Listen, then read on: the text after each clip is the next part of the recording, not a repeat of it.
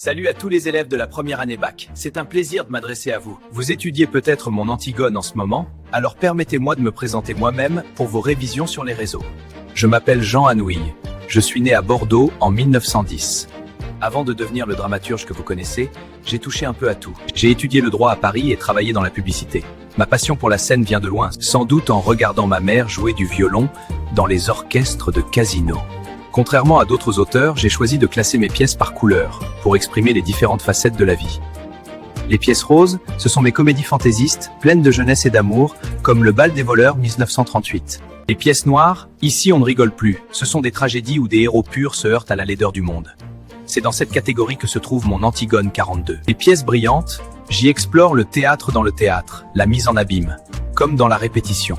Pièces grinçantes, des satires féroces et amères sur la société, comme Pauvre Bitos. Les pièces costumées, des drames historiques où le héros se sacrifie pour son devoir, comme L'Alouette. Avec d'autres auteurs du XXe siècle, j'ai voulu renouveler le genre de la tragédie. Ce que j'ai gardé, personnages nobles, des sujets universels puisés dans la mythologie, et bien sûr, une fin souvent malheureuse où le héros affronte son destin. Ma touche de modernité, j'ai supprimé la division classique en actes et en scènes. J'utilise la prose au lieu des vers pour être plus direct. Surtout, j'adore les anachronismes. Glisser des détails modernes dans une histoire ancienne pour vous montrer que ces thèmes sont éternels. Un dernier mot pour vos examens. Mon héroïne, Antigone, est celle qui dit non.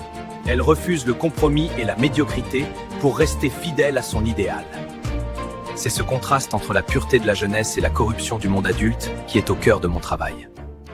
Bon courage pour vos études et n'oubliez pas, le théâtre est un miroir de la vie, parfois rose, souvent noir, mais toujours vibrant.